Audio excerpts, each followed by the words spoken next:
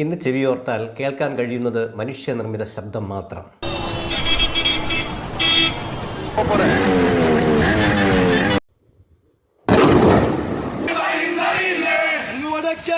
എത്രമാത്രം ശബ്ദങ്ങളാണ് നിങ്ങൾ കേട്ടത്?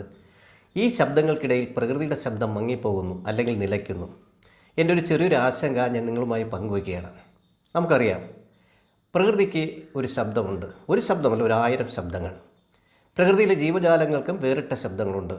ഇമ്പമാർന്ന ശബ്ദങ്ങൾ, അതായത് തുള്ളിത്തുളുമ്പി ഒഴുകുന്ന കാട്ടാറിൻ്റെ ശബ്ദം, ഇലച്ചാർത്തുകളുടെ മർമ്മരങ്ങൾ, ഇരയനക്കത്തിൽ പേടികൊണ്ടൊളിക്കുന്ന കൊച്ചു ജീവികളുടെ ശബ്ദം, കാലുകൾ അരക്കെട്ടിലുരസി സന്ധ്യ മയങ്ങിയെന്നറിയിക്കുന്ന ചെവീടുകളുടെ ശബ്ദം, നേരം പുലർന്നെന്നറിയിക്കുന്ന പൂവൻ്റെ കൂവൽ, നായയുടെ മോങ്ങൽ, കുറുക്കൻ്റെ ഓരിയിടൽ, കുയിലിൻ്റെയും മണ്ണാത്തിപ്പുള്ളിൻ്റെയും പാട്ടുകൾ, പ്രാവിൻ്റെ കുറുകൽ, അങ്ങനെ പോകുന്ന വൈവിധ്യമായ നാദങ്ങൾ.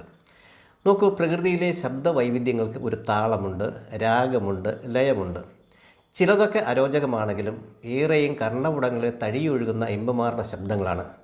പക്ഷേ ഈ വന്യ ശബ്ദങ്ങൾക്ക് മേൽ പടർന്നു കയറുന്ന മനുഷ്യനിർമ്മിത ശബ്ദം പ്രകൃതിയുടെ ശബ്ദത്തെ കീഴ്പ്പെടുത്തുകയാണെന്ന ദുഃഖസത്യം പറയാതെ വയ്യ. മനുഷ്യൻ സൃഷ്ടിക്കുന്ന ശബ്ദമലിനീകരണം ഭൂമിയിലെ സകല ജീവജാലങ്ങളെയും പ്രതികൂലമായി ബാധിക്കുന്നുണ്ടെന്നാണ് ബ്രിട്ടനിലെ ബാംഗ്ലൂർ സർവകലാശാലയിലെ പ്രൊഫസർ ഗ്രെയിം ഷാനോൻ പറയുന്നത്. അദ്ദേഹം ഒരു എത്തോളജിസ്റ്റാണ്, ആനിമൽ ബിഹേവിയറിസ്റ്റ്. പല ജീവികളുടെയും സ്വഭാവ സവിശേഷതകളിൽ മാറ്റം വരുത്താൻ മനുഷ്യനിർമ്മിത ശബ്ദങ്ങൾ കഴിയുമെന്ന് പഠനങ്ങളെ ഉദ്ധരിച്ചുകൊണ്ട് അദ്ദേഹം പറയുകയുണ്ടായി. ഒച്ചയുടെ അർത്ഥം അനാവശ്യ ശബ്ദം എന്നാണല്ലോ.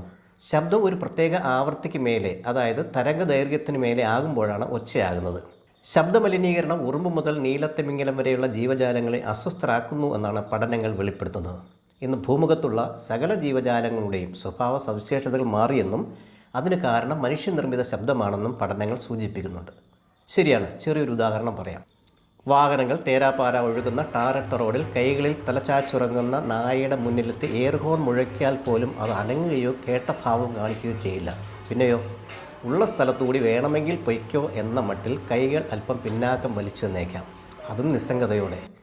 നോക്കൂ, ഒരു രോമം വീണാൽ പോലും ചാടി എഴുന്നേറ്റ് കുരയ്ക്കുന്ന നായയുടെ സ്വഭാവത്തിലെ മാറ്റത്തിന് കാരണം മറ്റൊന്നല്ല, ചെവിക്കല്ല് തെറിപ്പിക്കുന്ന തരത്തിൽ എയർ ഹോൺ മുഴക്കി ഓടുന്ന വാഹനങ്ങൾ അടക്കമുള്ളവ ഉണ്ടാക്കുന്ന അനാവശ്യ ശബ്ദം തന്നെയാണ്.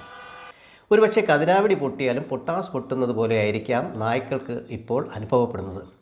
കള്ളൻ്റെ കാൽപെരുമാറ്റം ചെവിയോർത്ത് കിടന്ന യജമാനനെ എല്ലാ തരത്തിലും സംരക്ഷിച്ചുകൊണ്ടിരുന്ന നായയുടെ ഇന്നത്തെ ദുരവസ്ഥയ്ക്ക് കാരണം നമ്മൾ ഉണ്ടാക്കുന്ന അനാവശ്യ ശബ്ദമാണ്. സത്യത്തിൽ നായയുടെ ആ നിസ്സംഗതയ്ക്ക് ഉത്തരവാദി മറ്റാരുമല്ല, നമ്മൾ തന്നെയല്ലേ. ഹോൺ മുഴക്കി വരുന്ന ട്രെയിനിൻ്റെ ശബ്ദം ശ്രദ്ധിക്കാതെ പാളം മുറിച്ചു കിടന്ന് മരണത്തെ പുൽകുന്ന ആനകളും സംസ്ഥാന ദേശീയ പാതകളിൽ ചതഞ്ഞരയുന്ന മിണ്ടാപ്രാണികളും ഒക്കെ മനുഷ്യനിർമ്മിത ശബ്ദമുണ്ടാക്കിയ കേൾവിക്കുറവിൻ്റെയോ അല്ലെങ്കിൽ ആവർത്തിച്ച് കേൾക്കുമ്പോൾ അതിനോട് തോന്നുന്ന ഭയക്കുറവിൻ്റെയോ ബാക്കി പത്രമാണ്. പണ്ടൊക്കെ നഗരങ്ങളെയാണ് ശബ്ദം അലോസരപ്പെടുത്തിയിരുന്നതെങ്കിൽ ഇന്ന് ഗ്രാമങ്ങളെയും ശബ്ദമലിനീകരണം വല്ലാതെ ബുദ്ധിമുട്ടിക്കുന്നുണ്ട്. ശബ്ദവീചികളുടെ പ്രതിഫലനം ഉപയോഗിച്ച്, അതായത് ശാസ്ത്രീയമായി പറഞ്ഞാൽ എക്കോ ലൊക്കേഷൻ എന്ന സംവിധാനത്തിലൂടെ പറക്കുകയും ഇരപിടിക്കുകയും ചെയ്യുന്ന വാവലുകളുടെ ദിശാബോധം നഷ്ടപ്പെട്ടുകൊണ്ടിരിക്കുകയാണെന്ന് പഠനങ്ങൾ പറയുമ്പോൾ പ്രതിക്കൂട്ടിൽ നിൽക്കുന്നത് നമ്മളുണ്ടാക്കുന്ന അനാവശ്യ ശബ്ദങ്ങളുമാണ്. കപ്പലുകളുടെയും ബോട്ടുകളുടെയും ബാഹുല്യവും അവയുണ്ടാക്കുന്ന ശബ്ദങ്ങളും ശബ്ദവീചികളുടെ പ്രതിഫലനം ഉപയോഗിച്ച് ദിശാബോധം നടത്തുന്ന ഡോൾഫിനെയും അസ്വസ്ഥമാക്കുന്നുണ്ടത്രേ.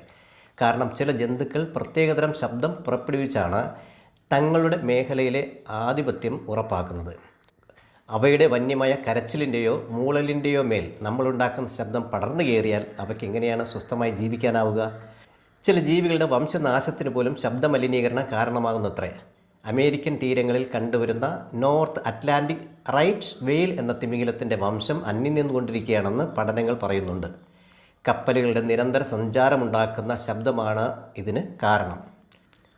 ശബ്ദമലിനീകരണം അസഹനീയമായപ്പോൾ ശബ്ദമുഖരിതമായ അന്തരീക്ഷത്തിനനുസരിച്ച് പല ജീവികളും ജീവിതം ക്രമപ്പെടുത്തിക്കൊണ്ടിരിക്കുകയാണെന്നും പഠനങ്ങൾ സൂചിപ്പിക്കുന്നുണ്ട്.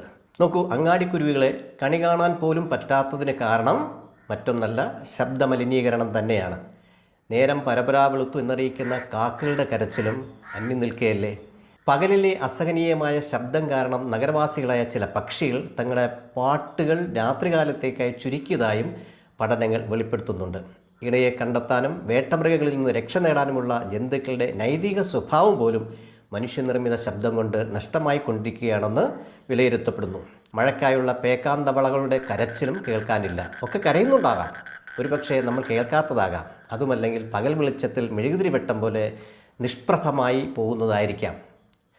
ശാസ്ത്ര സാങ്കേതിക വൈദഗ്ധ്യത്തിൻ്റെ വളർച്ചയും ജനസംഖ്യാ വിസ്ഫോടനവുമാണ് ശബ്ദമലിനീകരണത്തിൻ്റെ കാരണം. ചുരുക്കി പറഞ്ഞാൽ ആധുനിക മനുഷ്യൻ്റെ സൃഷ്ടി. മറ്റേതൊരു മലിനീകരണം പോലെ ഭീകരമാണ് ശബ്ദമലിനീകരണവും. ഒച്ച കൂടിയാൽ കുറയ്ക്കാൻ പറയാൻ നമ്മൾ മനുഷ്യർക്കാവും, പക്ഷേ ജീവികൾക്കാകില്ലല്ലോ. വാഹനങ്ങൾ ഉണ്ടാക്കുന്നതായാലും മതസ്ഥാപനങ്ങളിലെ ഉച്ചഭാഷിണികൾ ഉണ്ടാക്കുന്നതായാലും രാഷ്ട്രീയ പാർട്ടികൾ സൃഷ്ടിക്കുന്നതായാലും യന്ത്രങ്ങൾ ഉണ്ടാക്കുന്നതായാലും ശബ്ദം അതിരുവിട്ടാൽ അത് മലിനീകരണം തന്നെയാണ്. പ്രകൃതി നമുക്ക് മാത്രം അവകാശപ്പെട്ടതല്ല, ബഹുസഹസ്രം ജീവികൾക്ക് കൂടിയുള്ളതാണ്.